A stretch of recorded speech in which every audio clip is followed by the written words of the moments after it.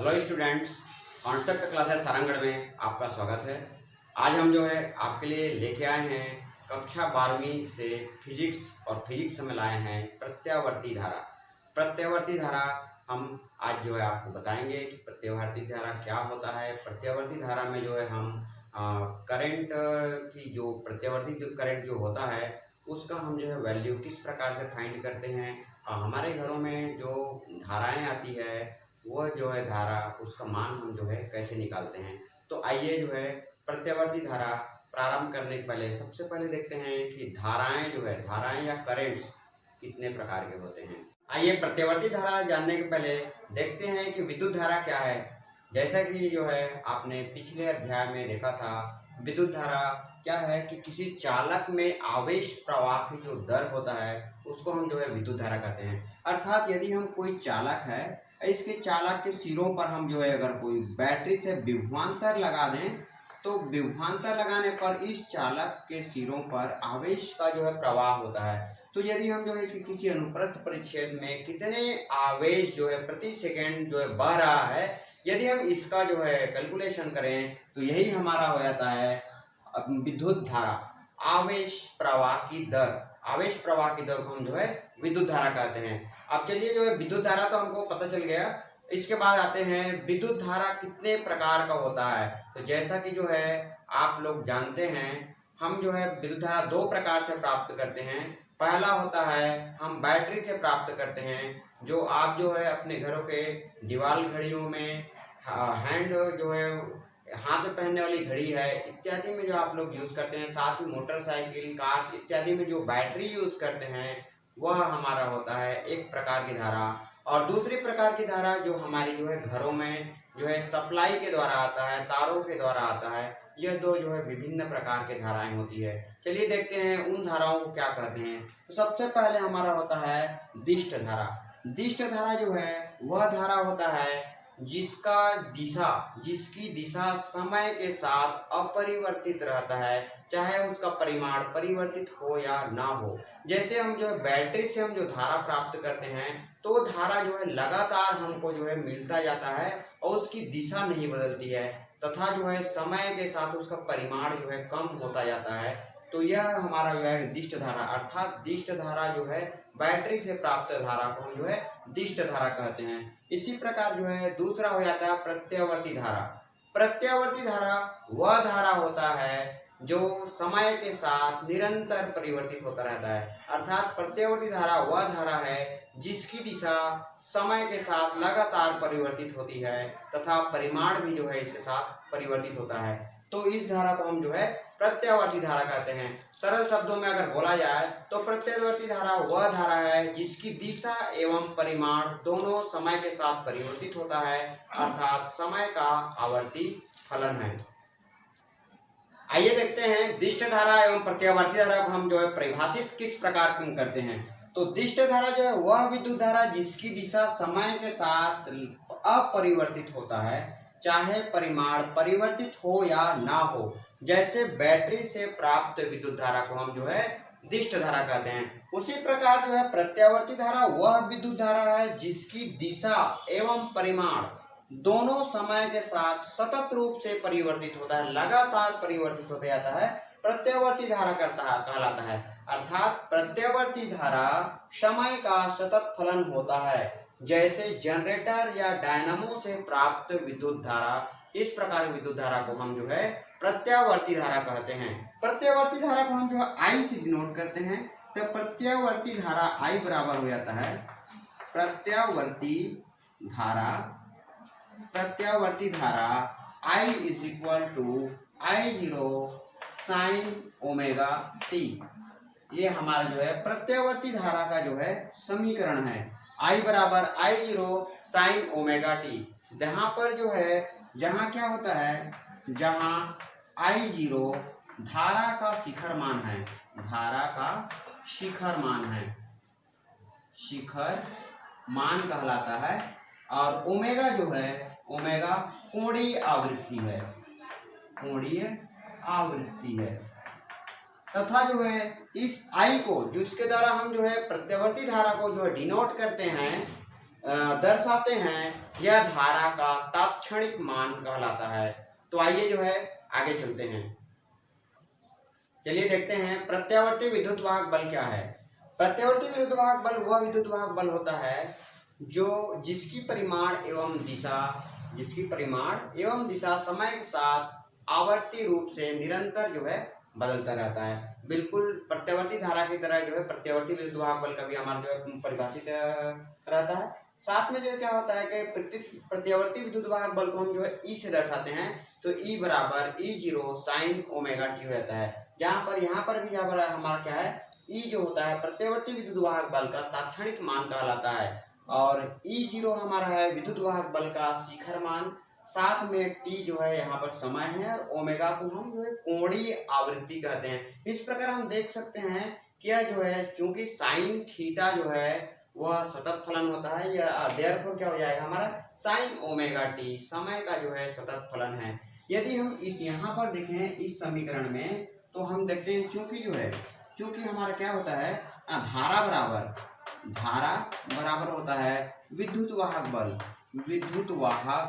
बल बटा प्रतिरोध होता है, प्रतिरोध। देयरफॉर हमारा क्या हो जाएगा, I is equal to E by R हो जाता है, एवं हमारा क्या हो जाएगा I0 इज इक्वल टू हमारा हो जाएगा E0 बाई आर। तो इस समीकरण 1 से हम देख लेते हैं, समीकरण 1 से हमारा क्या हो जाएगा, दोनों तरफ r का हम भाग कर देंगे, E by R is equal to E0 sine omega t by, हम जो है यहाँ पर r कर देते हैं, तो हमारा क्या हो जाता है I is equal to I0 sine omega T.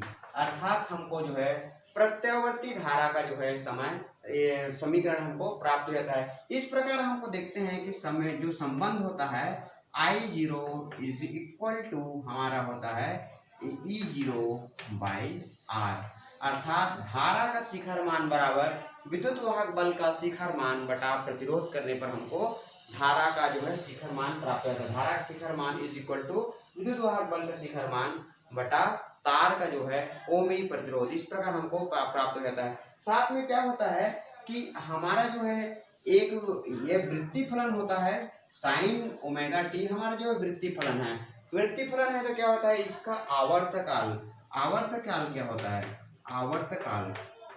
आवर्तकाल अगर देखें तो आवर्तकाल t is equal to 2 pi by omega होता है। ये हमारा जो है आवर्तकाल हो जाता है। यदि हम जो है आवर्तकाल आवृत्ति के बारे में जानते हैं थोड़ा सा, आवृत्ति क्या होता है, तो आवृत्ति को हम जो है न्यू से दर्शाते हैं, और nu is equal to 1 by t हो जाता है।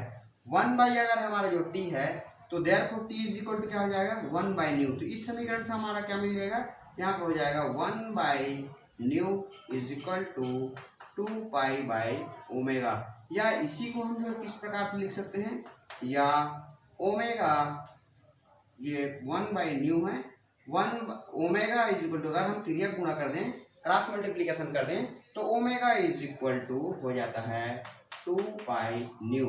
अर्थात न्यू क्या है हमारा जो है, ये हमारा जो है आवृत्ति है, ये जो है सिंपल आवृत्ति है, और ओमेगा हमारा होता है वृत्तीय आवृत्ति होता है। तो ये हमारा जो है न्यू को सिंपल या फिर इसको रेखीय आवृत्ति भी हम बोलते हैं। तो ओमेगा बराबर 2 पाई इंटू रेखीय आवृत्ति होता है, अर्थात कोणीय आवृत्ति बराबर 2 पाई गुणित रेखीय आवृत्ति होता है। कोणीय आवृत्ति बराबर 2 पाई इज इक्वल टू रेखीय आवृत्ति। चलिए हम एक और जो है आगे चलते हैं और देखते हैं कि प्रत्यावर्ती धारा का मान एक पूर्ण चक्र में क्या होता है। चलिए अब देखते हैं प्रत्यावर्ती धारा का औसत मान जो है क्या होता है। तो प्रत्यावर्ती धारा का औसत मान क्या है कि एक पूर्ण चक्र में प्रत्यावर्ती धारा का औसत मान हमारा जो है 0 प्राप्त होता है। एक पूर्ण चक्र बहुत ही इंपॉर्टेंट है, छोटी सी बात है, लेकिन ऑब्जेक्टिव या छोटे क्वेश्चन में इस प्रकार के जो प्रश्न आते हैं। तो हम देखते हैं एक पूर्ण चक्र में प्रत्यावर्ती धारा का औसत मान जो है 0 होता है। किस प्रकार होता है, चलिए प्रूफ करके देखते हैं। हम जो है प्रत्यावर्ती धारा का औसत मान को IAV लिखते हैं, मतलब average current. I is equal to I0 हो जाता है। प्रूफ क्या होता है कि हमारा I इज इक्वल टू, हम जानते हैं प्रत्ययवर्ती धारा I इज इक्वल टू होता है I0 sin ओमेगा टी, हमने समीकरण नंबर 1 रख दिया। अब क्या है, देयरफॉर एक पूर्ण चक्र में धारा का औसत मान, धारा का औसत मान I से हमें क्या हो जाएगा, IAB हो जाएगा। IAB हो जाएगा तो I बराबर क्या है, I0 sin ओमेगा टी, तो I0 sin ओमेगा टी का एक पूर्ण चक्र में औसत मान हो जाता है। इसका औसत मान के लिए हम क्या कर देंगे, चूंकि I0 क्या है हमारा शिखर मान है, शिखर मान कांस्टेंट होता है, कांस्टेंट होता है, हम उसको बाहर निकाल सकते हैं, साइन ओमेगा टी का एक पूर्ण चक्र में औसत मान हो जाएगा। I0 गुणित साइन ओमेगा टी का एक पूर्ण चक्र में औसत मान, और साथ में साइन ओमेगा टी का एक पूर्ण चक्र में औसत मान क्या होता है, 0। क्यों होता है, क्योंकि जैसे से हमारा जो है ये आता जाता है, ये पूर्ण चक्र है, तो साइन 0 का मान यहाँ पर जैसे 0 है, वापस यहाँ पर 360 डिग्री वहां पर आएगा, यहाँ पर भी हमारा जो है 0 हो जाएगा, अर्थात 0 में भी 0, 360 में भी 0। इस प्रकार हमारा क्या हो जाएगा, औसत मान दोनों को हम योग कर देंगे, साइन 0, साइन क्या होता है, साइन 0 प्लस साइन 360 बाई 2 कर देंगे, तो हमारा क्या हो जाएगा, इसका 0 आएगा, क्योंकि साइन 0 में 0 होता है, 360 में भी हमारा 0 होता है, अर्थात एक पूर्ण चक्र में साइन थीटा का मान 0 होता है, देयरफॉर साइन ओमेगा टी का एक पूर्ण चक्र में औसत मान हमारा 0 आ जाएगा। ठीक है, यहाँ पर 2 ना करके हम जो है t कर देते हैं। ठीक, तो यहाँ पर हमारा हो जाएगा I0 into 0 is equal to 0। इस प्रकार से जो है ये सिद्ध हो गया कि एक पूर्ण चक्र में प्रत्यावर्ती धारा का औसत मान 0 होता है। अब हम देखते हैं कि चूंकि हमारा एक पूर्ण चक्र में औसत मान हमारा 0 हो जाता है, अतः क्या हो जाएगा, अतः प्रत्यावर्ती धारा जो है, प्रत्यावर्ती धारा नंबर पहला रासायनिक प्रभाव नहीं दर्शाता, रासायनिक प्रभाव क्या होता है, नहीं दर्शाता। हमारा जो है क्योंकि एक पूर्ण चक्र में औसत मान 0 हो जाता है, अतः जो है प्रत्यावर्ती धारा कोई भी जो है रासायनिक प्रभाव हमारा जो है नहीं दर्शाता। साथ ही जो है नंबर दूसरा है चुंबकीय प्रभाव नहीं दर्शाता, चुंबकीय प्रभाव क्या होता है, नहीं दर्शाता है। ये दोनों का कारण क्या है, दोनों का कारण ये है, यही है कि हमारा जो है औसत जो एक पूर्ण चक्र में औसत मान हमारा जो है 0 आता है, इसलिए प्रत्यावर्ती धारा ना तो रासायनिक प्रभाव दर्शाता है, न ही चुंबकीय प्रभाव दर्शाता है। यह केवल जो है हमारा तीसरा आ जाएगा कि यह केवल क्या दर्शाता है, ऊष्मीय प्रभाव दर्शाता है, ऊष्मीय प्रभाव दर्शाता है। इस प्रकार से हम देखते हैं कि हमारी जो दिष्ट धारा ये तीनों प्रभाव दर्शाता है, रासायनिक प्रभाव भी दर्शाता है, चुंबकीय प्रभाव भी दर्शाता है, ऊष्मीय प्रभाव भी दर्शाता है, लेकिन जो है प्रत्यावर्ती धारा केवल ऊष्मीय प्रभाव दर्शाता है। यदि हम जो डीसी करंट में जाए तो डीसी करंट से हम जो है बहुत सारे जो है रासायनिक कार्य हम कर सकते हैं, लेकिन हमारे जो है एसी करंट से कोई रासायनिक क्रिया नहीं हो पाएगी। साथ में चुंबकीय प्रभाव अर्थात यदि जो प्रेरण कुंडली है, प्रेरण कुंडली में यदि हम जो है इस प्रत्यावर्ती धारा को हम प्रवाहित करें तो हमको जो है कोई जो है इसमें चुंबकीय क्षेत्र प्राप्त नहीं होगा। तथा जो है यदि जो है हम यदि किसी चालक तार में से प्रत्यावर्ती धारा को प्रवाहित करें तो आप लोग देखे होंगे कि ट्रांसफार्मर वगैरह में जो पतले तार होते हैं, जो कनेक्टर्स होते हैं, वो क्या होता है अक्सर जो है हमारे जो है रेड कलर में दिखते हैं। या साथ में जो है कभी कभी आप लोग देखे होंगे कि जो फ्यूज होता है, फ्यूज वायर जिसको ट्रांसफार्मर वगैरह में ओपनली रूप से बांधा जाता है, वो कभी कभी एकदम लाल दिखाई देता है। इसका मतलब है कि हमारा प्रत्यावर्ती धारा ऊष्मीय प्रभाव दर्शाता है। तो चलिए आगे देखते हैं हम जो है प्रत्यावर्ती धारा का वर्ग माध्यम मूल मान, जो बहुत ही इम्पोर्टेंट है। कैसे देखते हैं, बहुत ही इम्पोर्टेंट और महत्वपूर्ण टॉपिक जो है धारा का, प्रत्यावर्ती धारा का वर्ग माध्यम मूल मान। तो प्रत्यावर्ती धारा का वर्ग माध्यम मूल मान जो है इसके ऊपर डिपेंड करता है किसी चालक में जब विद्युत धारा प्रवाहित करते हैं तो उसमें उत्पन्न ऊष्मा जो है, जो उत्पन्न ऊष्मा होता है वो जो है धारा के वर्ग के अनुक्रमानुपाती होता है। अर्थात प्रत्यावर्ती धारा जब किसी भी जो है चालक में हम जो है प्रवाहित किया जाता है तो जब चालक तार में जो उत्पन्न ऊष्मा होता है वो उस चालक तार में प्रवाहित धारा के वर्ग के अनुक्रमानुपाती है। अब हम देखते हैं कि जो है प्रत्यावर्ती धारा का जो है वर्ग माध्य मूल मान क्या है। तो प्रत्यावर्ती धारा का वर्ग माध्य मूल मान एक पूर्ण चक्र में आई स्क्वायर के माध्य के वर्गमूल के बराबर होता है। फिर से एक बार बता दे रहा हूँ, प्रत्यावर्ती धारा का वर्ग माध्य मूल मान आई एक पूर्ण चक्र में आई स्क्वायर अर्थात धारा के स्क्वायर के माध्य के वर्गमूल के बराबर होता है, जिसे हम जो है IRMS से या IEF से या जो है IV से प्रदर्शित करते हैं। IEF अर्थात इसको हम जो है प्रभावी धारा भी कहते हैं, IV अर्थात इसको हम जो है आभासी धारा भी कह सकते हैं। तो चलिए हम देखते हैं कि इसका प्रूफ किस प्रकार से है। मतलब हमारा जो हम प्रत्यावर्ती धारा की वर्ग माध्य मूल मान और शिखर मान, अभी हमने जो है I0 को जो देखा है शिखर मान होता है, और वर्ग माध्य मूल मान अर्थात IRMS में संबंध क्या है। ये संबंध बहुत ही महत्वपूर्ण है, क्योंकि इससे संबंधित जो है न्यूमेरिकल क्वेश्चन भी आते हैं और इसको जो है सिद्ध करने के लिए भी आता है। चलिए हम देखते हैं, मान लेते हैं, मान लो किसी क्षण t पर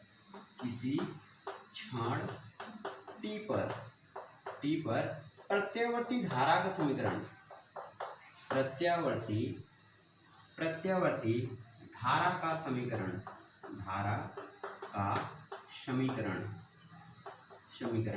हमारा क्या होता है, I = I0 sin omega t। ये समीकरण नंबर इसको यहाँ पर लिखते हैं है। मान लो किसी क्षण t पर प्रत्यावर्ती धारा का समीकरण I = I0 sin omega t है। अब हम क्या करते हैं, ये तो हमारा हो गया, ये देयरफॉर क्या हो जाएगा, देयरफॉर धारा का वर्ग माध्य मूल मान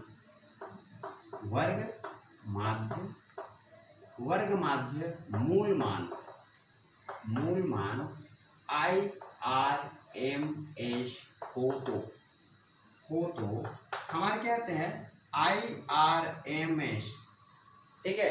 प्रत्यावर्ती धारा का जो है वर्ग माध्य मूल मान अर्थात IRMS, चूंकि हमारा जो है देखो वर्ग माध्य का मूल लेना है, मूल लेने के लिए हम क्या करते हैं, इसको स्क्वायर कर देते हैं। तो IRMS का स्क्वायर जो होता है वो हो जाएगा समाकलन 0 to क्या हो जाएगा, यहाँ पर 0 to 2t, यहाँ पर 0 to हम क्या लिख सकते हैं, t लिख सकते हैं, क्योंकि एक हमारा आवर्तकाल है, एक पूर्ण चक्र है, इसलिए 0 to t लिख देंगे। और यहाँ पर हो जाएगा I² dt/t। अब हम यहाँ पर थोड़ा सा मिलाते हैं, IRMS अर्थात IRMS जो है धारा के वर्ग के माध्य का मूल, इसको हम जो है जब वर्गमूल निकालेंगे तो यही होता है धारा के वर्ग के माध्य का मूल मान, इसके बराबर हो जाता है। अब हम क्या है, समीकरण 1 से हम यहाँ पर दर्शा सकते हैं, समीकरण 1 से मान रख देंगे तो IRMS का स्क्वायर इज इक्वल टू हो जाएगा 1/T, और ये हमारा हो जाएगा समाकलन 0 से T तक, और ये हमारा हो जाएगा I0 sin ओमेगा t पूरे का घात 2, और ये हो जाएगा dt। अब हमारे जानते हैं I0 क्या है, धारा का शिखर मान है, और शिखर मान हमारा जो कांस्टेंट राशि होता है, अचर राशि होता है, तो अचर राशि को हम बाहर निकाल सकते हैं। तो दिस इक्वल टू हो जाएगा 1/T समाकलन 0 to t। यहाँ पर हम क्या लिख सकते हैं, I0 को हम बाहर निकाल रहे हैं तो I0 का स्क्वायर हो जाएगा, तो हमारा यहाँ पर लिख सकते हैं I0 स्क्वायर बाय T समाकलन 0 to t, और ये हो जाएगा साइन स्क्वायर ओमेगा t, और ये हो जाएगा dt। ये समीकरण नंबर हम लिखते हैं सेकंड। साथ में हम जानते हैं कि समाकलन के लिए जो है स्क्वायर का, अगर त्रिकोणमितीय फलन जो है स्क्वायर है तो हम उसको समाकलन नहीं कर सकते, उसके लिए 2θ वाला हमारा जो है, जो 2θ वाला हमारा जो फलन होता है हम उसका समाकलन कर सकते हैं। तो हम यहाँ पर लिख सकते हैं, देखिए यहाँ पर चूंकि क्या होता है cos 2θ is equal to 1 - 2 sine square theta, यह हमारा हो जाता है। देयरफॉर हमारा क्या हो जाएगा, therefore 2 sine theta, 2 sine square theta is equal to 1 minus cos 2 theta. This implies क्या हो जाएगा, दिस इम्प्लाइज या देयरफॉर हम लिख सकते हैं यहाँ पर पुनः हमको क्या चाहिए, साइन स्क्वायर ओमेगा टी चाहिए, ये हमारा सूत्र आ गया। तो यहाँ पर हो जाएगा sine square omega T, theta की जगह हम जो है ओमेगा टी लिख देते हैं। तो यहाँ पर हो जाएगा 1 minus cos 2 omega T, theta की जगह हम ओमेगा टी लिखें, साथ में यहाँ पर 2 था तो हम नीचे में इसको 2 को ला सकते हैं। ये हमारा जो है आ गया, यहाँ पर हम जो है रख देंगे। तो यहाँ पर हमारा हो जाएगा समीकरण 2 से, समीकरण 2 से हमारा क्या हो जाएगा, आई आर एम एस का स्क्वायर इज इक्वल टू, यहाँ पर हो जाएगा आई स्क्वायर बाई टी। एक चीज़ और मैं यहाँ पर थोड़ा सा बताना भूल गया हूँ, यहाँ पर देखिए हमारा जो है यहाँ पर क्या हो जाता है, टी इज इक्वल टू क्या होता है, टी इज इक्वल टू, तथा यहाँ पर लिख सकते हैं t is equal to 2 pi by omega होता है। ये हम रख देंगे क्योंकि यह हमारा जो है आवर्तकाल का एग्जैक्ट मान है।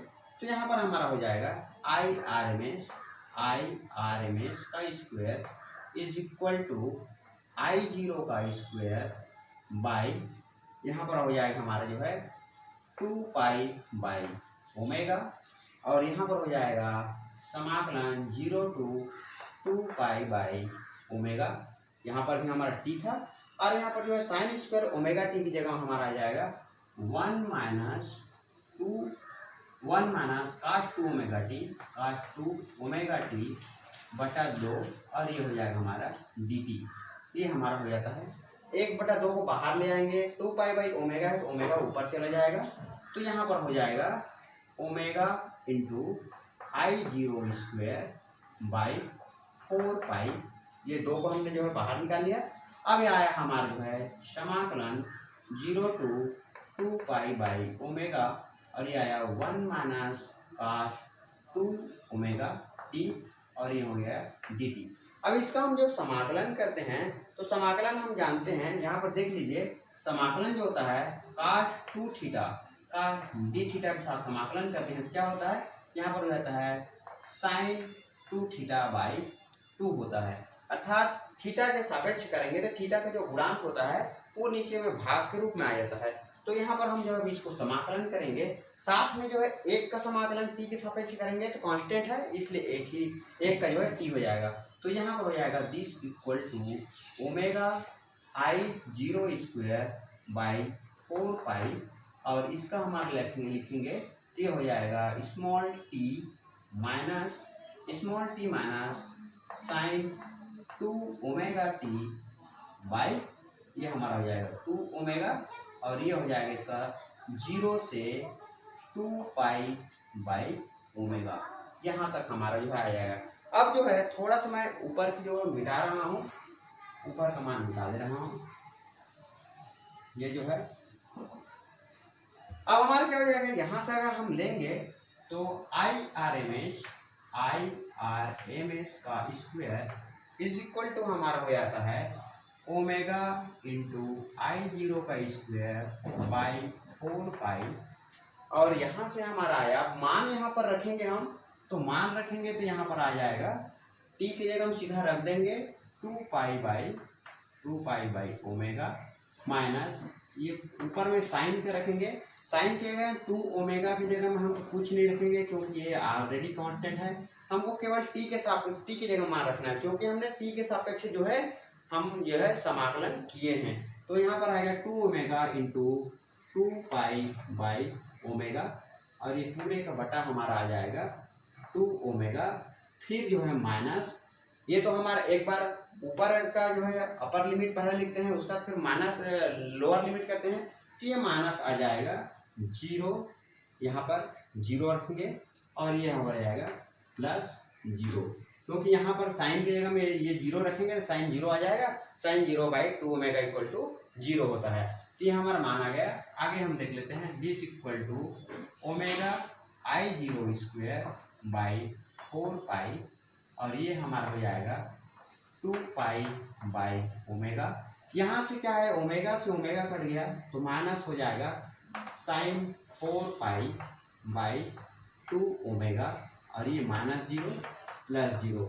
यदि मैं इसी को बराबर करके लिख दूँ तो क्या हो जाता है यहाँ पर से ओमेगा इंटू I0² बाई ये हो जाएगा 4π और यहाँ पर आया हमारा 2π/2 ओमेगा। क्यों? क्योंकि साइन 4π का मान हमारा जो है 0 होता है। साइन 4π का मान 0 होता है तो यहाँ पर समान हो जाएगा 2 एकम 2, 2 दूनी 4, पाई से पाई कट गया, दिस इक्वल टू ओमेगा से ओमेगा कट गया, हमारा क्या आया I0² / 2। ये हमारा आ गया। थोड़ा सा जो है और मैं मिटा दे रहा हूँ, ये देख लीजिए। अब हमारा जो है यहाँ से आ जाएगा देयरफॉर जो है अभी जो मान आया है IRMS का स्क्वायर = I0² / 2 हुआ है, तो ये हमारा आ जाएगा IRMS = I0/√2। हम जो है 1/√2 यहाँ पर हमारा क्या हो जाता है, दिस इक्वल टू हम लिख सकते हैं 0.707 × I0। ये 0.707 कहाँ से आया? तो ये हमारा हो जाता है कि यहाँ पर क्योंकि 1/√2 का मान जो होता है वो 0.707 होता है। इस प्रकार हम ये देखते हैं कि IRMS का जो मान है वह जो है शिखर मान का केवल 70% होता है, कहीं कहीं 0.707% ही होगा। इस प्रकार हमारा जो है हमारा जो आभासी मान है शिखर मान से जो है कम होता है। इसका जो है एक एग्जाम्पल भी देकर हम देखेंगे। यही हमारा यहाँ पर क्या है, ये संबंध है, यही इसका जो है शिखर मान जो है और धारा का वर्ग माध्य मूल मान के बीच में संबंध है। एक जो है एग्जाम्पल जो है आपको आगे बता रहा हूँ। चलिए इसके संबंध में एक जो है एग्जाम्पल ले रहे हैं। यहाँ से न्यूमेरिकल क्वेश्चन आने की संभावना बहुत अधिक होती है। यदि हमारा जो है वर्ग माध्य मूल मान एवं जो है शिखर मान के बीच में संबंध अगर नहीं पूछा गया है तो इससे संबंधित एक एग्जाम्पल, न्यूमेरिक एग्जाम्पल डेफिनेटली जो है पूछा जाता है। एक क्वेश्चन मैंने लिया है, एक प्रत्यावर्ती धारा 220 वोल्ट की है, उसकी शिखर वोल्टता क्या होगी? तो हम जो है क्या है धारा के लिए जानते हैं, धारा का IRMS = I0/√2 होता है। देयरफॉर हमारा क्या हो जाएगा, VRMS में भी सेम होता है कि धारा का वर्ग वोल्टता का प्रत्यावर्ती वोल्टता का वर्ग माध्य मूल मान जो होता है वो होता है V0/√2 हमारा जो है होता है।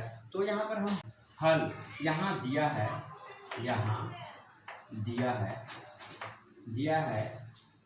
VRMS = 220 volt. जो धारा करंट जो प्रवाहित होता है एक्चुअल में वो हमारा जो है आभासी धारा होता है, इसलिए हम उसको VRMS बोलते हैं। VRMS = 220 वोल्ट है। चूँकि VRMS = V0/√2 हो जाता है, तो यहाँ पर हमारा जो है V0/√2 हमारा हो जाएगा। देयरफॉर V0 क्या है, क्योंकि धारा का हमको शिखर मान चाहिए, VRMS तो दिया हुआ है, तो VRMS = √2 V0 √2 × VRMS, this equal to होता है √2 × 220 वोल्ट।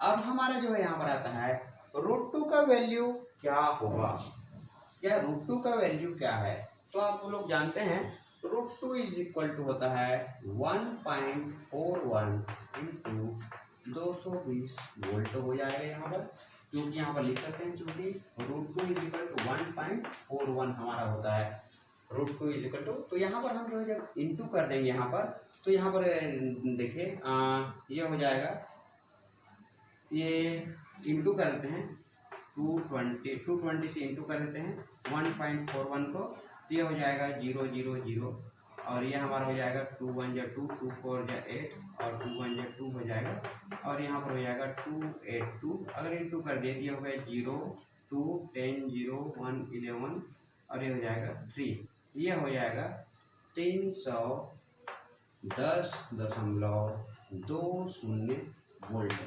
अर्थात हमारे घर में जो 220 वोल्ट का वाली जो है एसी करंट आता है, एक्चुअल में उसका शिखर मान 310 वोल्ट होता है। इस प्रकार बहुत सारे जो है क्वेश्चन हैं, छोटे छोटे क्वेश्चन हैं जो VRMS और शिखर मान से संबंधित होते हैं, जो कल परीक्षाओं में अक्सर पूछे जाते हैं। बहुत ही जो है इंपॉर्टेंट टाइप के क्वेश्चन हैं। आप लोग इन क्वेश्चन को जरूर देखिएगा।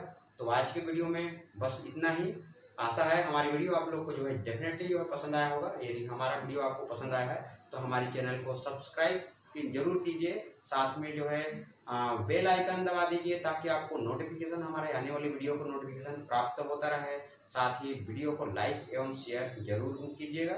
और यदि जो है यहाँ पर कहीं पर किसी पॉइंट में आपको समझ में नहीं आया है तो कमेंट्स बॉक्स में अपने कमेंट्स जरूर लिखिएगा। तो आज के वीडियो के लिए बस इतना ही।